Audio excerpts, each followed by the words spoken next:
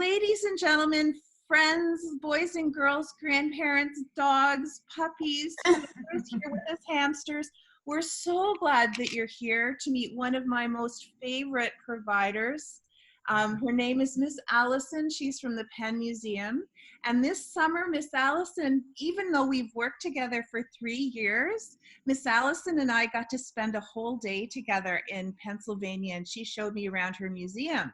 But today she's moved her museum into her living room the way that many of us have, and we get to talk about one of the most magical places on earth. And I think, if I remember properly, the Martinician family might have been to this place. Give me a thumbs up if you have been to Egypt or ever wanted to go to Egypt. Just put yes, I've been there, or yes, I've dreamed about being there, because this is an amazing place to visit. So we're going to talk a little bit about, you want to go there, Bauticus? It is such a beautiful country. And the Martinicians have a good friend from Egypt. I've been to Egypt, and it's unbelievable because there's so much to learn. You want to go there? It is a beautiful place, but today we're going to learn a little bit about the magic and the history and the secret codes that the Egyptians have. So before we'll turn it over to Miss Allison so that we can learn about the secret codes. But before we get to that, I want everybody to go there. Keely, I wish you get to go there. And it's you again, Zane. I'm so glad. And Lily, it's great. The Egyptian people are such the kindest people in the world. But can everyone go grab a piece of paper and a pencil, or ask somebody else to go and get it for you? And we're going to put those aside, and I'm going to turn it over to Miss Allison. Over to you. Okay, hi everybody. Thanks so much for joining us. I am so very excited to be meeting all of you today. I'm going to try my best to keep up with our chat feature. We have some really awesome, amazing individuals that will help me out. But first, I just want to say welcome. I am so excited during this time that we can all find time to meet together, and hopefully I can tell you a little bit about what we do at the museum where I work.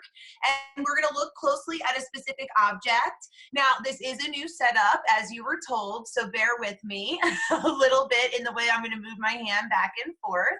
But what I do want to do is share with you guys a little bit more about my museum here. So what we see here right next to me on this side, right next to me, is a little PowerPoint presentation I put together. This is going to kind of help us go through and chat live. So if anyone didn't catch the note, we're going to focus on that Egyptian false door, this picture right here, which I'll make bigger at certain times during our lesson. And this actually, we have a number of these types of objects in our specific museum. Now, if anyone didn't hear, just a reminder, we are in just a couple minutes, we're going to be doing an art making activity. I'm going to do one up here. We can kind of make one together. But for you at home, I want to make sure that you have an opportunity to make your own false door by the end of our lesson today, or our virtual visit. So if you didn't hear already, if you wanted to grab a piece of paper, this could be a scrap piece of paper. Like, for example, what I have here has writing on the back, but I have one piece that's clean. If you have a piece of computer paper, then that would be great, and a flat place that you can eventually sit down, and we'll draw that around. Now, we're suggesting pencils. You can also use pens. You can use some markers, or you could use some colored pencils. Whatever you have available to you is what we're going to use for this art making activity. Okay, everybody? So, great. I'm glad that some of you have scrap paper. So wonderful. Now, my museum, the museum I work for, is called the University of Pennsylvania Museum of Archaeology and Anthropology. That is a huge museum name. So we actually call ourselves the Penn Museum for short. Now, we're located in Philadelphia, Pennsylvania. Can I see in the chat box, has anyone ever visited Philadelphia, Pennsylvania, and the United States before? I'll give you guys a second. Maybe a yes or a no. Oh, yay. Okay, so it looks like we have some that have visited. We have some that haven't visited just yet. Okay, so good to see that we've had some visitors. So we are in what's called University City for those that have found themselves in Philadelphia, for those that might come in the future if you haven't been there yet. Maybe at the end of this, you'll dream to come to Philly the same way that you're going to dream to go to Egypt. Now, typically people come to the typically people come to Philadelphia to learn a lot about of American history, and that's true. We have the Liberty Bell, we have the Declaration of Independence, but this museum where I work, what you see right next to me, which is this way, guys, Miss Alice Mesquita pointing down, right? This museum, everyone here is dedicated to learning all about human history. What that means is we're interested in understanding all about world cultures that are here now and that were here in the past. Now, what we typically do is the way that we want to connect with world cultures, past and present, is through one, archaeology. So we actually have a real life group of archaeologists. We've been participating in big digs, which are called excavations, for over 100 years, guys. And we've almost dug on every single continent. Now, like you can see in this picture right over here, we in these big digs can reveal ancient cities. And in those ancient cities, we find buildings, we find roads, we find objects that people used every day. Just like if we all took a minute right now to look around our spaces, we could see our objects that we use every day. Now, in 5,000 years from now, these objects are going to help explain how we live in 2020, right? So we've excavated, I see some questions coming in. So we've excavated on almost every continent, and every time we meet, I'll tell you about a special excavation. So today we're gonna focus on the excavations that took place in Egypt. But guess what, guys? We don't just excavate. Instead, we also are really, really focused on anthropology. Now, anthropology is this big word you see over here, but really what that means is we want to study people. So our archaeologists, when they find objects, they realize, hey, that's not enough information. That's not really going to tell us everything we need to know to connect with these groups of people that are living today or thousands of years ago. So what we do is we look closely with our archaeologists. We study language. We sometimes study physical remains and what's been found around. So yes, guys, I do have real life mummies at the museum. They're all very peacefully resting right now as we all are at home. And also the big goal here is to be able to look at all of these objects that were left behind by people to understand the sets of behaviors, like what traditions people have, different outfits, different foods, to help us understand culture, what connects a group of people. The same way you have culture in your communities, you have culture in your household, in your classrooms, and in some cases, if you're into like video games, then we're a part of the same culture. We're in gaming culture together, right? So we all have different things that can connect us as groups of people. Miss Allison, can I ask you just a question? Is there a way to have you and the slides about the same size? Because we're sure, let me try. I might have to change a little bit, guys. My setup is still coming to me. How does that look, Mally? I'm going to be right here. Yeah, if you sit like this, you're over there, right there. Yeah. Is that good? Okay, great. So this is our opportunity here to talk all about these big topics. Does everybody feel okay with that? We're all okay? Yes, okay, so just quick, I see some really fun comments. So did you study, really quick, I'm just gonna look at our comments. Did you study the King Ramses II? I do actually know a great deal about King Ramses, that we actually have a lot of his material culture that we keep safe with our artifacts. And on top of it, guys, we also have one of the biggest sphinx in the Western Hemisphere. So I'll make sure to send a link and you guys can see how we hung out with that sphinx later today. Mummies are real, but I hate to break it to you guys all. They don't come to life at nighttime. All of the mummies lived thousands of years ago, and they stay resting in the places they wanted to for eternity as best that we can. And yes, I do know about the gods, and we'll talk a little bit more about that. Okay, so I just always like to make sure. So some of the mummies, I see lots of questions about mummies. Don't worry, tune in next week. We are definitely talking mummies next week, and I'm going to show you how you can actually mummify something in your house. So it'll be really, really fun. But today, let's talk about how they got mummies ready, okay?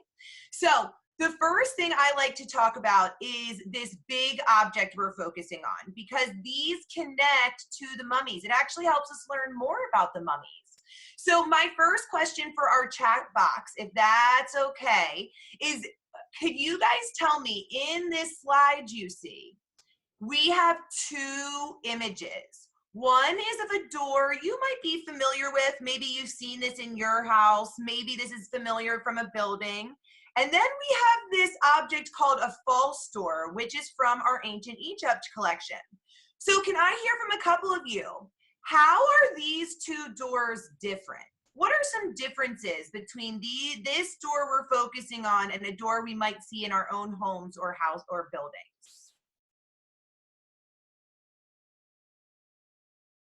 Oh, one can't open. That's a really great example.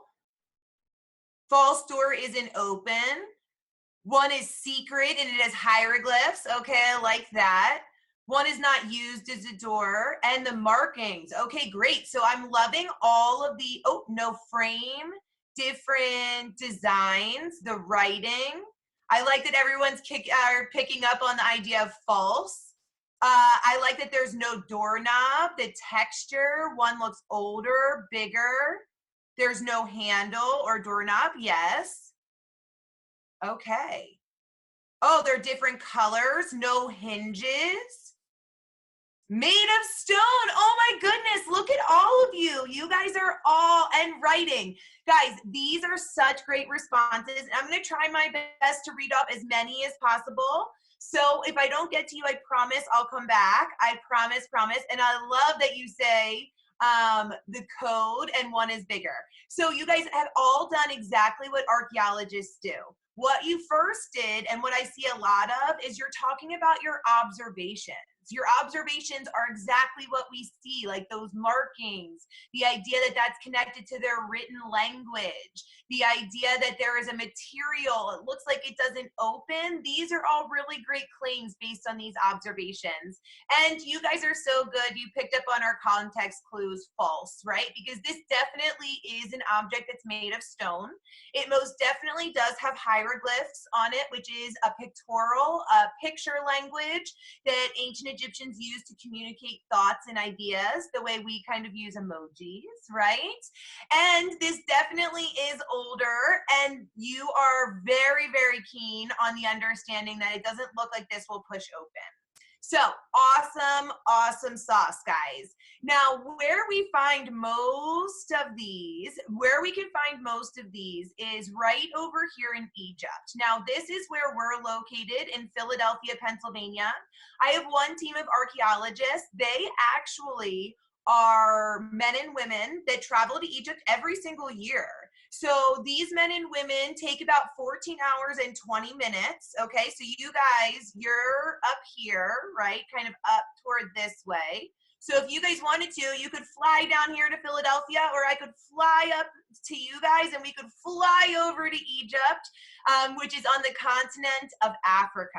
Now, if we went to Egypt today, what we would see is very, very similar connections to how we might live in modern society. They have similar restaurants. They have lots of fun things like we have that we're using to connect today, but we're not going to focus so much on the culture that we can experience there today, which is so vast and amazing. But we're going to actually ask everybody to jump back in time with us. We want to go back in time to thousands of years ago, maybe even 5,000 years ago, to the very start, the very beginning of ancient Egyptian civilization. Now, don't worry, my friends. Egypt remains in the same location, okay, right here in the top part of the African continent. Now, what I always like to try to pull out are those big features of Egypt. So can someone tell me, oh yes, I love that you use BCE in our chat box. It's my favorite way to date time. So can somebody tell me what is, in our chat box, you guys can all join in. What is the name of this green blue line? What river does this represent here? Yes, Nile River, Nile. You guys are so good. Yes, it is in fact the Nile River. Now, this is the main water source, my friends, in ancient Egypt. Ancient Egyptians didn't have water running to and from their houses. So right along the banks of the river is where we start seeing farms, areas where you can grow those crops to harvest. We see the first settlements that turn to villages, that turn to city. And guess what, guys? This is like their main form of travel as well. How most people get from place to place, and that's because of this huge tan color. Now, my friends, all together in my chat box, what does my tan color represent here? Desert. Yes, the She desert. is so on the ball, Allison. That's my neighbor. She's joining from down the street, and she is really into this topic. Oh, good. Oh, I'm so excited. Okay. Please jump in if you think I need to change anything up, guys. Now, the idea of the desert, right, is super important because you guys can trust me. The further you walk away from this Nile River, you are just surrounded by the sand dunes of Egypt. So what about some good descriptive words? What are some good words that would describe how it would feel if we were all in the desert? Since we want to wish to go there, what are some good words we could use to describe that desert? Okay, I love it. Hot, hot, dry, sandy, hot, dry, hot, sand. I love it. Sweltering is a great word. Sandy, hot, long, dry, very, very hot. Whoever is writing in caps lock, we may have experienced a similar type of day because it is in fact extremely large, extremely hot. And Egypt has a lot, yep, very similar to Arizona. These are really, really very good associations. Thanks, guys. Now, I always like to say the best ways to really think about this type of environment is calling it hot and dry, or even the word arid. Now, that's a word that means extremely hot and dry together because, guys, one time when I was there, I saw the sun hit the highest point in the sky and it got so hot. It was like 140 degrees on my thermometer. Now, that's really, really extremely warm, but that's why I always say a big tool for archaeologists or Egyptologists is the hat that they're going to wear. Now, let's get back, now that we all know where in the world this is talking about, we have our imaginations, right? And we are going to focus now back to this idea of the false door. Now, earlier in our chat box, we had some questions talking about the idea of the gods. And ancient Egyptians definitely had a very strong belief system. But guess what, guys? Ancient Egyptians, they're not really different from you and I, not too different. They woke up every single day. They had families, they had friends, they had responsibilities, and they also, guys, had a set of beliefs. Now, their belief system, that's where mummies and that's where this false door is going to fit in. And it all connects to their belief in what they call the afterlife. Now, ancient Egyptians believed not only do you have this life on earth, they actually thought you had this life after death, which they called the afterlife. And guess what? They thought that the afterlife was so much better than the day on their time on earth. They basically thought it was like the best day they ever had when they were living. But in the afterlife, you got to have it over and over and over again for eternity. So can you guys all take a minute and think about some of the very best days you've ever had? Can I hear some examples of the best, some examples of the best days you've ever had? Earlier today, I met with some friends and they were talking about birthdays. They were talking about having their favorite foods, getting together with friends and family. Oh, when I got my dog is a great example. Yes, going to Disney World is a great example. I love to see you too at ISTE. That was one of my favorite days as well. The last day of school, going to a hotel. Ice cream is really delicious. When you get to go swimming from our 4-year-old visitor, that's so wonderful. It looks like lots of Disney camping. Someone celebrates Christmas, getting puppies or dogs. At the beach, one of my favorite days, the last of schools, baseball game in Toronto. Hopefully you guys got to see the Philadelphia Phillies play because, we're really an awesome baseball team. So these are all really, really, really great examples. Oh, Cuba with my family. See, these are all really great examples of what made your day. You guys are all getting me examples of food, entertainment, different areas. These are examples of what ancient Egyptians thought that in this afterlife, no matter how they got there, they believed that they would be able to have these best days. Now, they were pretty skilled. They actually woke up every day preparing for this afterlife, not just by being good to one another and honoring their 13 gods and goddesses, but ancient Egyptians actually thought they could bring things with them to the afterlife. So they're often buried with objects they used every day because they thought you'd get up and you'd be able to use them immediately. Now, the other thing they did was they created messages, and we find these messages on the false doors and even on the walls of mummy tombs that we discover. Now, when we translate these messages, what we find out is that they're asking for eternal sources, forever ways of having their favorite foods, their favorite drinks, their favorite activities. This is something that they want and to make sure that they have available to them into this afterlife. And guess what? They didn't just believe in gods and goddesses. Ancient Egyptians believed that all of your good and bad deeds were marked on your soul. And on your soul was inevitably what was judged to make sure you were worthy to get into the afterlife. Now, the reason I bring this up is not because we're talking too much about mummies, but because your soul helps us know they didn't just believe in gods and goddesses. Ancient Egyptians actually believed in lots of spirits. Now, that soul that I was just talking about, they actually thought that was made up of 5 different spirits. Now, 2 of the 5 spirits you see next to me. This is Ka and Ba. Now, both of these spirits, ancient Egyptians believed, had a role that kind of got you through your time on earth, and then in the afterlife, these 2 spirits lived with you. And guess where they rested for eternity? In the preserved body of the mummy. This is what's called their eternal resting place. Now, ancient Egyptians believed that Ka and Ba would be able to leave this resting place in the afterlife to stay connected to friends and family, that world of the living.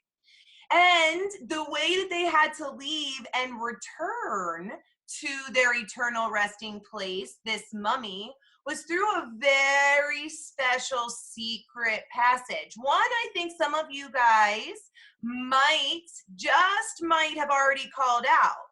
So I'll give you some behind the scenes of how tombs work, okay? Now, first set of tombs weren't pyramids. They were actually flat top tombs called Mastaba Tombs. Now, the Mastaba Tombs and the pyramids that we might be more familiar with all have secret passages. Now, they definitely want to make sure the mummy, which started out as pharaohs and very important people, they wanted to make sure they stayed safe. So all of the mummies are actually very, very, very, very, very deep down into the sand. The ancient Egyptians believed that Ka and Ba would leave their resting place right here, travel up a special corridor, and then fly right out, just like our friend said in the chat, right out of the false door. So this little slit isn't meant for any humans to come and grab anything or push it open. This is a secret passage just for the spirits Ka and Ba. Now, what happens is Ka's job, ancient Egyptians thought, this spirit is your energy when you're living on earth, right? So if you guys want to, if you need to let out some energy, put a Ka symbol up and scream out as loud as you can, Ka! Now, these, I hope you guys are all doing it. I think I can hear you guys from here. Now, Ka Spirit, this, yeah, I love that. Look at that, Chad. Anubis, don't worry, we will get to Anubis. He's our escort, and we'll have time to ask for questions.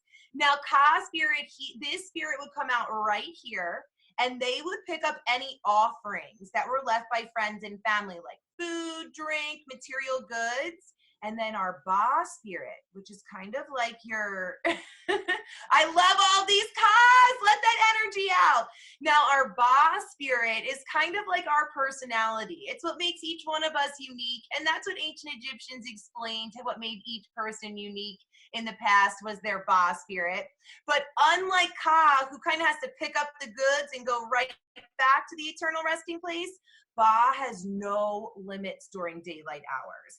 Ba could use those eagle wings and it could fly up and hang out with the gods. It could fly over and hang out with the mummy's friends or family. Or maybe if it was your Ba, it would want to explore. It could go check out an iceberg, a beach, a jungle. It could check out Cuba, all of those places we've named, right? It could visit anywhere we want. But just like all of us, Ba and Ka, they had a curfew.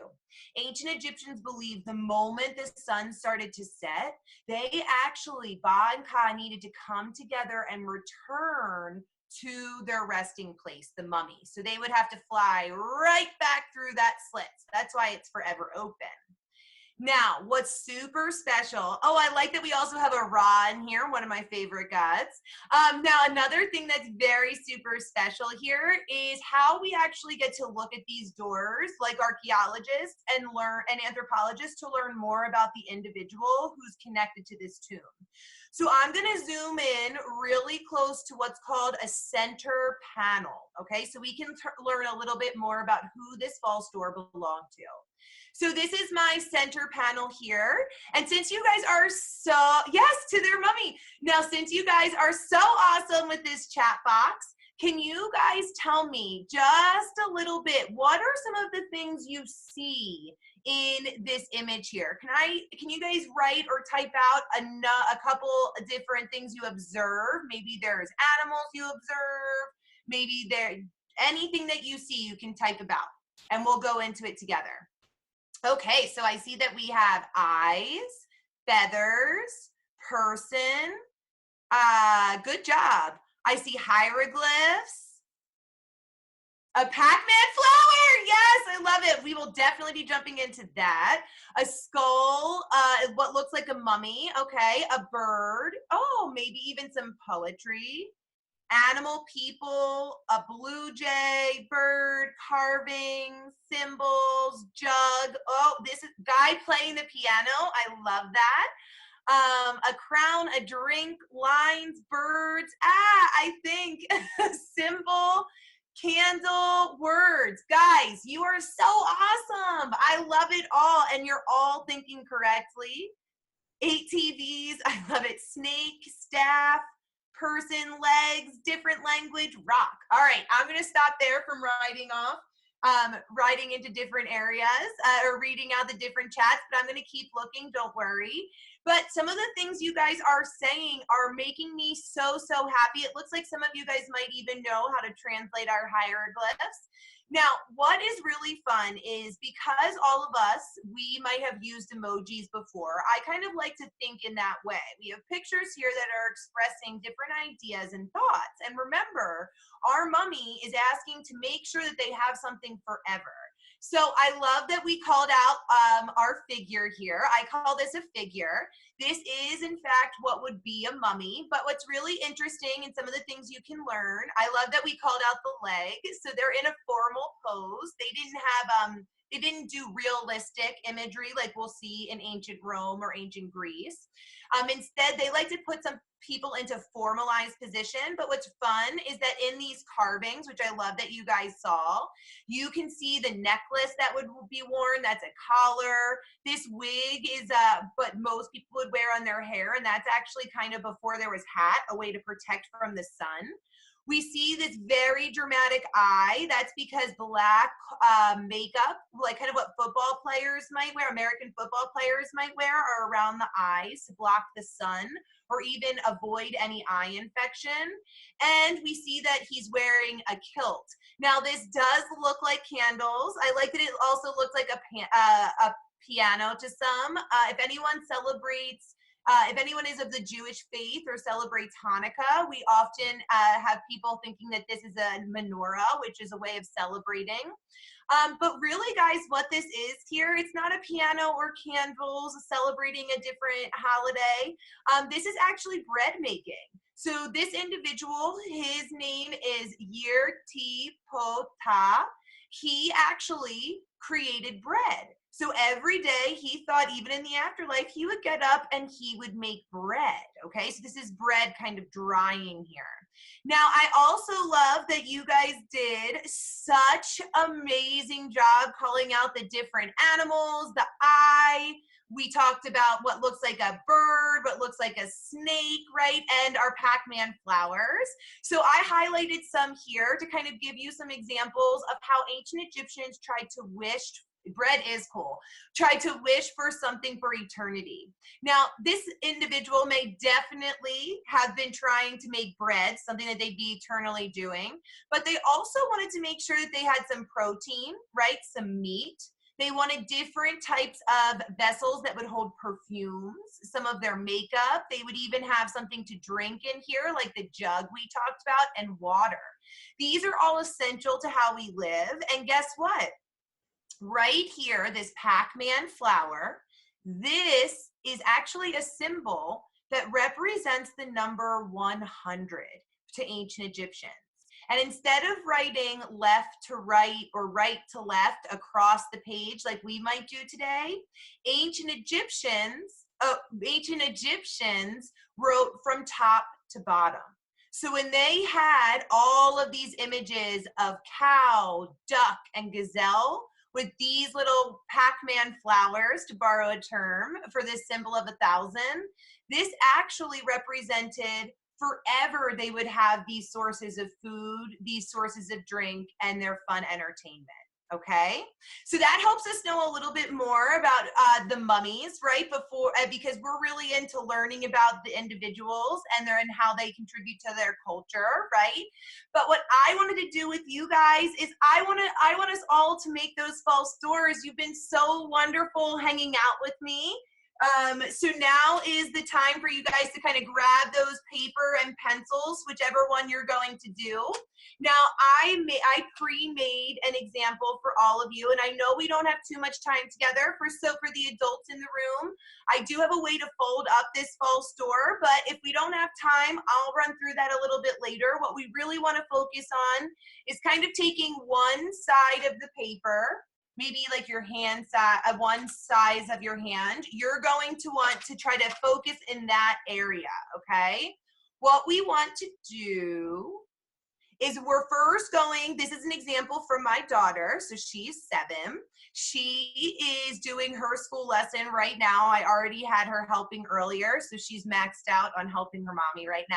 So what she did was create her a version of herself in her favorite outfit. And also, she puts things around her that are going to represent the different things she would want to bring with her for the afterlife. So what I want us all to do first is to take our, if it's okay, Mally, I'm going to switch the view back to me, making it a little bit bigger. Is that okay with you? Yep, that's perfect. Is everything going okay? Yep. All It's right. great. And we just need to make sure we have some time for a few questions at the end because we told Absolutely. So what we're going to do really quick, guys, is I want you all to take your flat piece of paper, take one side of that flat piece of paper, and I want you, just like my friend Mr. Penn over here, some of you guys may have met him if we've ever mummy made before. He is an archaeologist, and he's drawing himself doing what he loves most, which is studying artifacts. So as you guys draw yourself in maybe your favorite outfit, the way that makes you feel strongest, makes you feel best, a way you would want to be seen for eternity. I'll draw one right here. So I'll draw myself. And then while you guys, so that we can make sure everyone's together, why don't you guys join in and chat? What are some of the ways you're drawing yourselves? So I'll draw myself here, and then I'll ask you guys for some help in different ways that we can make our person go. So let's see. Oh, drawing with cats. That's great. So I'm going to draw myself. Nobody needs to be a perfect artist. So you may not be able to see that one as well. So I'm going to draw myself here in an outfit, and I'm going to put a camera up because I'm talking to you guys. And I'm going to use my globe here too, because I love when I have all of my teaching tools. And I typically wear a hat, so I'm going to put a hat on myself here. And I like when my hair is down with my hat. Okay, so nobody has to be a perfect artist. And then I always, guys, wear boots. So whatever outfit you like to draw yourself in. Oh, okay, so we're going to our activities already. All right. So maybe I'll switch views so you guys can see this one a little bit better. So there I am, guys, with Mr. Penn. He's Miss Allison took a little bit more time with Mr. Penn here. So now the next step, what we want to do is we want to surround ourselves with different objects, right, that represent what we would want forever. So it looks like we already had some connections to, oh, it looks like somebody drew themselves as a hockey player. It looks like some have already started to draw what around them, what are the different examples of the activities or things they would want to bring with them. So it sounds like doggies are definitely coming, and trust me, we actually have puppy mummies at my museum. It looks, yes, we are definitely going to ask for emails and photos, so please take your time drawing and you can send them to me whenever. Mr. Penn here, he is an archaeologist, so he always feels best with his tools. So you can see right here, we have a trowel that helps us dig, a map, magnifying glasses, buckets to remove dirt. And guys, we're from Philadelphia over here, so we of course drew a cheesesteak, a soft pretzel, and a bottle of water. You know, we got to be hydrated too. So can everybody, oh, a tennis racket. Can everybody please start drawing all around yourself different objects that would represent activities, food, or drink you would want to have with you forever. And please, my friends, please in the chat box, share with us, what are some of the things you're drawing? Maybe I can draw some of it. So it looks here like a tennis racket. So I'll draw a tennis racket. I played tennis as a child. That's a good activity.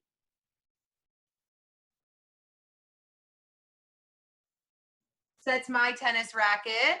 Let's see. Ooh, it looks like we have medals. Oh, you're silly dog. So I have a doggy here I'll put. I also, guys, I won't lie, I told you already I'm part of game. Oh, that's a bit of a fat doggy. Sorry about that. I also here, I told you guys earlier that I'm a gamer, so I saw Xbox. Xbox is cool, but I am going to draw my gaming console for PS4. So hopefully you guys will all be able, maybe we'll meet virtually that way. Okay, so it looks like your favorite hoodie. That's really great. Your family members. So I'll draw some of my family right here. And then let's make sure to put some food in, guys. So it looks like we have movies. What about some good snacks? What are some good, oh, baseball, crosswords. That's really fun.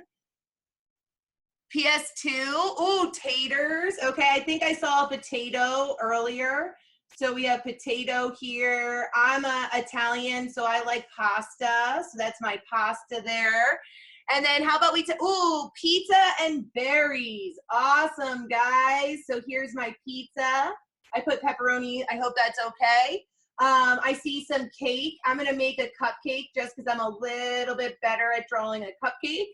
And then what else did I say that oh, spaghetti, we would be hanging out for sure. Unlimited Oreos and ice cream. All right, so I'm gonna take my ice cream as my last one.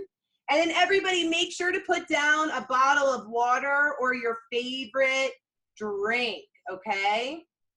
Now, who can tell me before we open for questions, and I'll go through the folding tutorial really quick. Or Mally, I can always send that through email. You just let me know. What are we forgetting, my friends? How are we going to make sure that we can have this for forever? What do we have to include? Lotus, ice cream, Pac-Man flower. You guys are so good. The symbol for 1,000. You just literally made my heart. So for anybody that's watching, I want to make sure that you're able to kind of draw this symbol, a symbol for eternity or 1,000. So I kind of put out the steps here for you.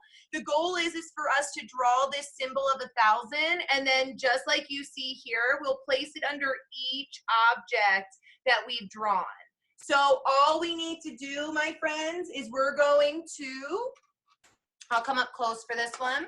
What we're gonna do is we're gonna draw a C, like the letter C. We're then going to draw a sideways V. Okay, so that's our Pac-Man. And then to make it a flower, oh, I like all of these suggestions. To make it a flower, we just put a baby T, just like that. Okay, guys? Now, while you take a minute, oh, you guys are so good. You're literally making my heart so happy in this chat box. So if you guys could take a minute, go ahead and draw your Pac-Man flower right underneath each one of the objects that you drew. So for example, my pasta, I definitely want that for eternity. I'll draw my Pac-Man flower underneath, because remember, that's how ancient Egyptians wrote. So I don't want to lose too much. I don't want to go over our time. So if you think it's okay, Mally and Katie, do you guys want to take questions now, and then I can do the folding after?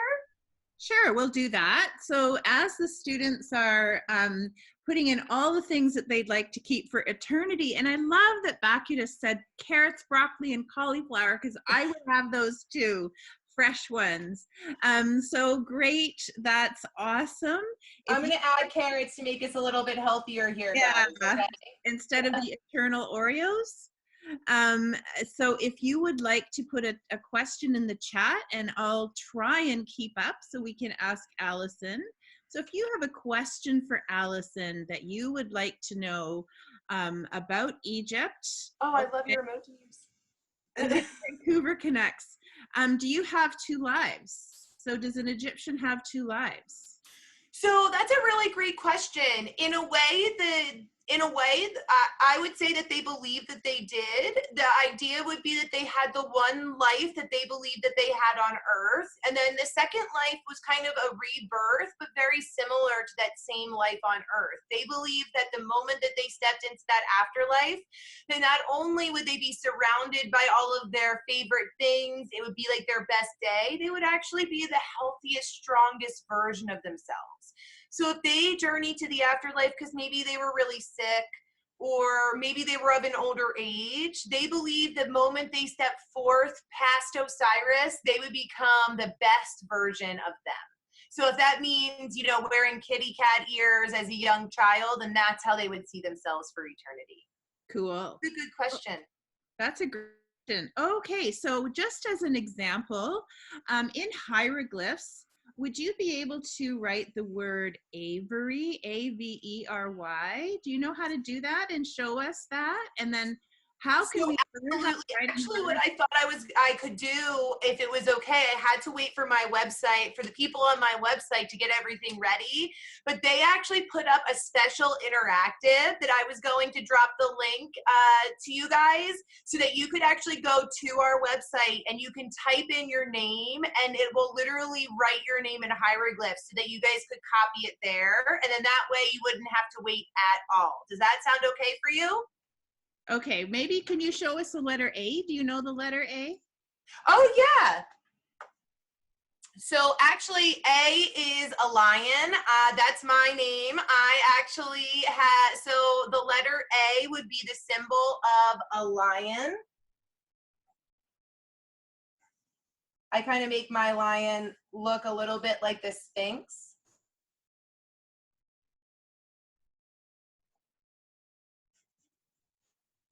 But I can send the alphabet to you, okay? Sorry, I don't know why my slide is not, why it's not here on my slide. I'm sorry. Okay.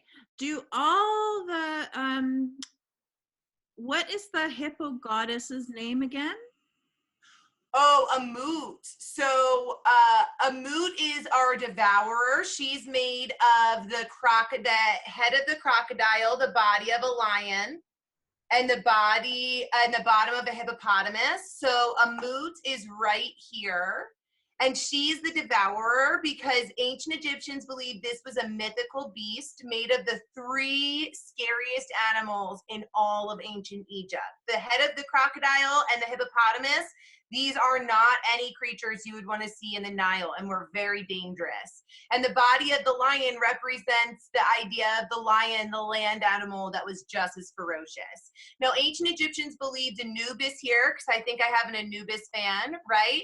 Right here is Anubis. He would kind of be your escort, taking you through these tests that would prove your worth if you were able to get into this afterlife. And if you weren't able, if you didn't pass the final test, which is what you see here, the weighing of the heart, remember, that tracks your good and your bad deeds. Ancient Egyptians believed it would be thrown to that devourer right here, Amut. Cool. So you would never, ever want to meet the fate of Eager Amut. And there are some amulets and special magical spells that are actually held there to make sure that you can kind of wipe away any bad mistakes. Okay. Now, Shia and Nico would like to know if there are mountains in Egypt. Great question. So I would say that there are mountains of sand dunes. The world definitely, I don't know, what do you think, Nally? I think it's more of sand dunes kind of creating something as high as mountains, but maybe not the same style of mountain peaks that we might be familiar with, where what you might see where you are, or what we might be familiar with in all of the different communities we are beaming in from. Yes, I agree. It would be more humongous sand dunes that you could go riding on in sand dune buggies, which is really cool. I was gonna say, or grab a boogie board if you wanted to. You could grab a boogie board and just go right down. Who wants to know, if you break open a false door, what might you see?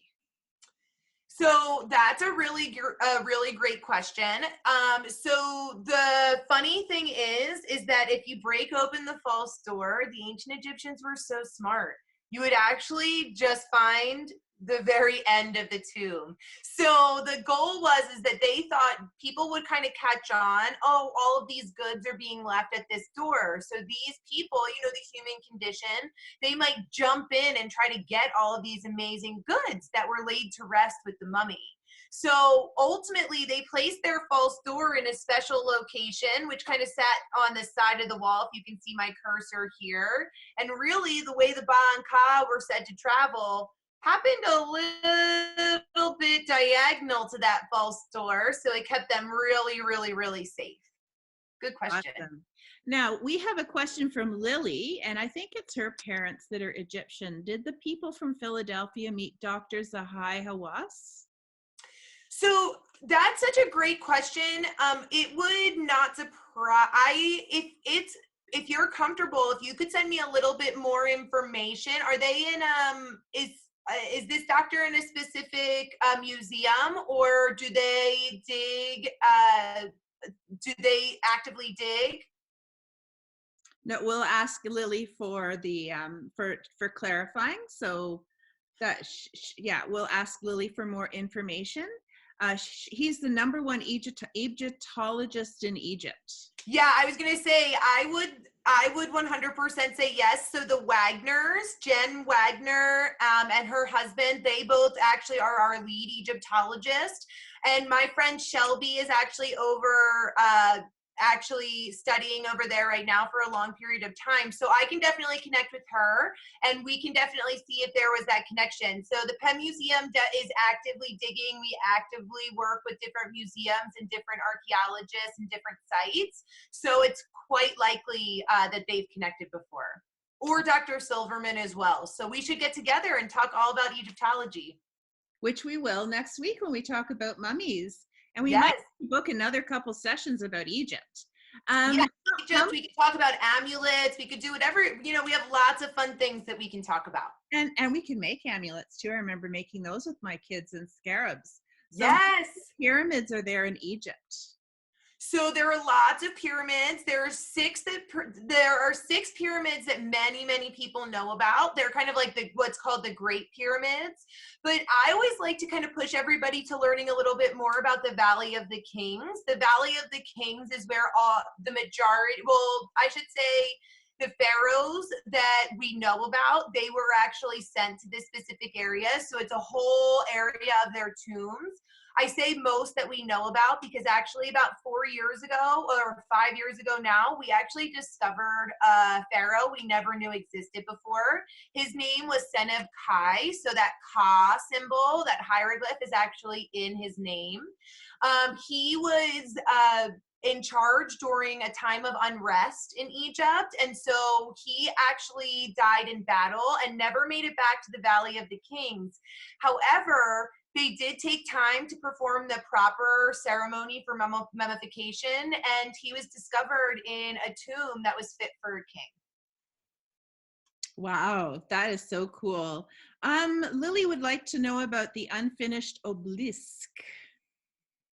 The unfinished obelisk. Those tall. I think Lily knows a lot about Egypt. Yes, I was going to say. So, I wanted to, before I speak on that, I'd like to know a little bit more about that specific object or where that's located. We have a couple of different things that my mind is going to. So, Lily, if you're comfortable and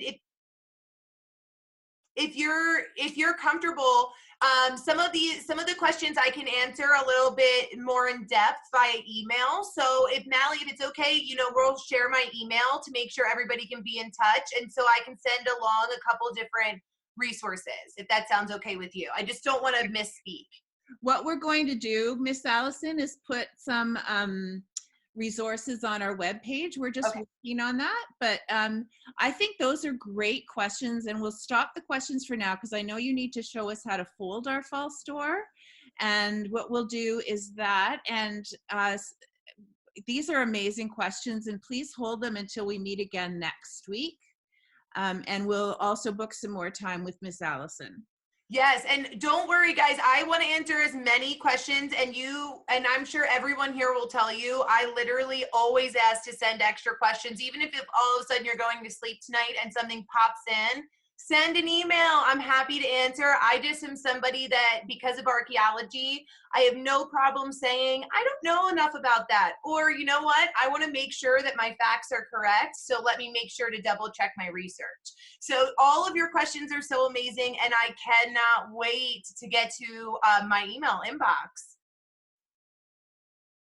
Okay, so it looks like, do you want me to keep going with the folding? Yeah, because it'll just take a minute, and I'll put your email in the chat box. I'm just doing that in a second. Okay, great. So what I have here, so for all of my friends, for any of the parents in the room as well, or my older students, or if you have, if you're working with a sibling as well, maybe you guys can work on this together. It doesn't need to happen right now. I can always share this again. What we're going to do is try to have your false door stand up, okay? So you want to take your piece of paper. You basically need to do 2 inches on either side. So the goal would be, if you don't have a ruler, that's not a big deal. What you want to do is just take 2 fingers, okay? So take your 2 fingers, that's about 2 inches, and you make 1 mark, okay? Just like you see over here. You're going to make a mark with a pencil or you're gonna make a mark right over with a marker, whatever you've chosen to write with. Now, once you do that, you're gonna move to the other side, right? So we've already made our mark right over here. Now we're gonna do the same thing, measure out 2 fingers, and we're gonna make our second mark right here.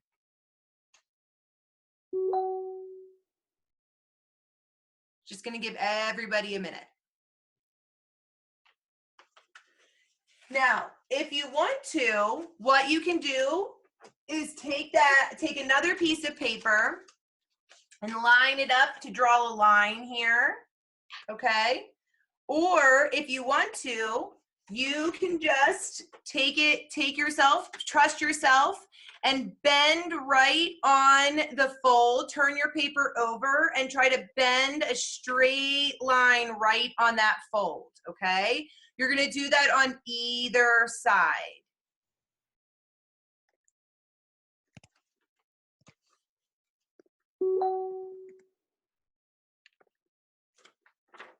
So then what you're eventually gonna get once you do that is just a blank box, right? So you make more of a square as opposed to the rectangle.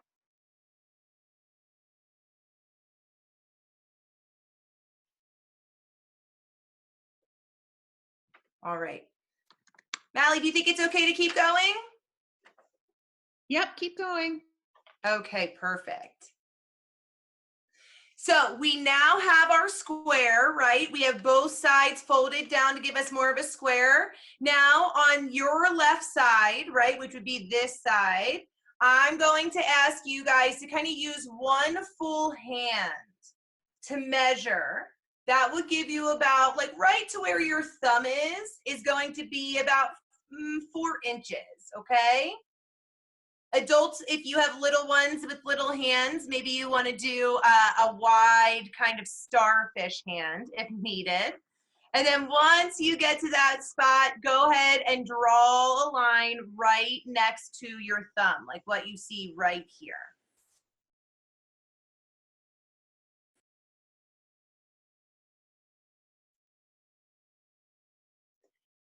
And then we're going to do another 2-inch measurement. Mark on one side, and then you'll mark on the next side.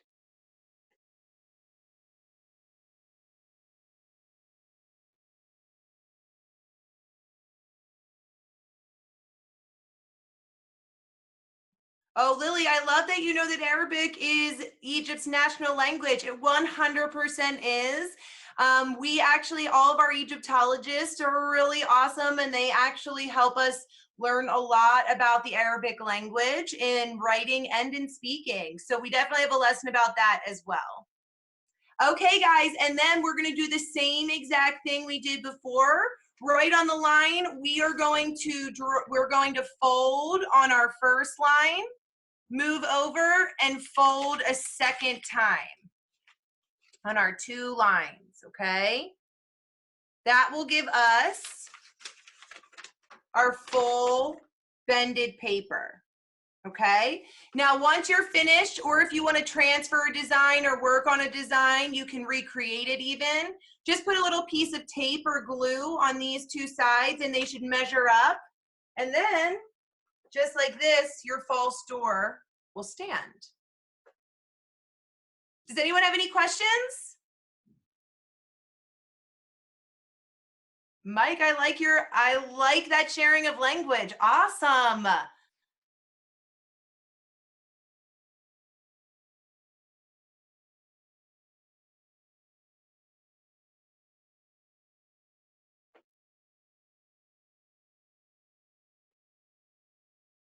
So I keep getting one question about someone, Alexandra. Are you talking about the city of Alexandra?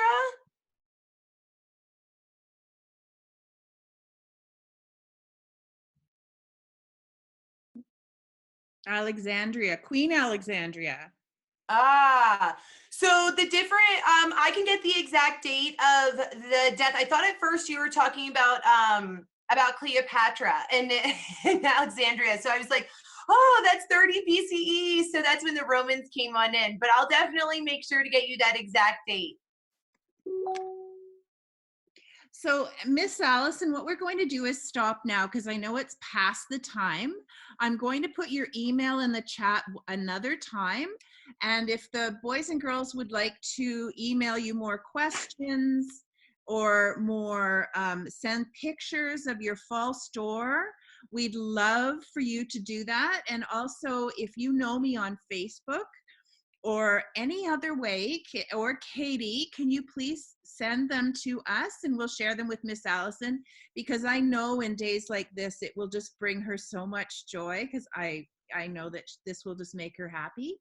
We are going to meet again with Miss Allison. I forget which day it is. I'm sorry. I should know, but it's next week and it's all about mummies. Yep, it's April 1st. So I'll try to bring my best jokes, guys, for April Fool's Day. So don't worry, I'm going to work on them. I hope that we all get to hang out again. You guys literally have made my life. Thank you so, so much. This has been so great. I hope you guys had as much fun as I did, and that you're willing to share some examples. And maybe someone put a smiley face or a thank you and she can read those. But tomorrow we have a circus, family circus, that you can do in your living room coming up. We have an art gallery that's going to be teaching us how to draw insects from shapes. And we have 2 sessions with the aquarium that's talking about plankton and plastics in the ocean. So we've got a full day tomorrow, and we will see Miss Allison again next week, and for once a week after that for sure, because I loved all the ideas that came from you. Boys and girls, this program is for all of you to learn at home.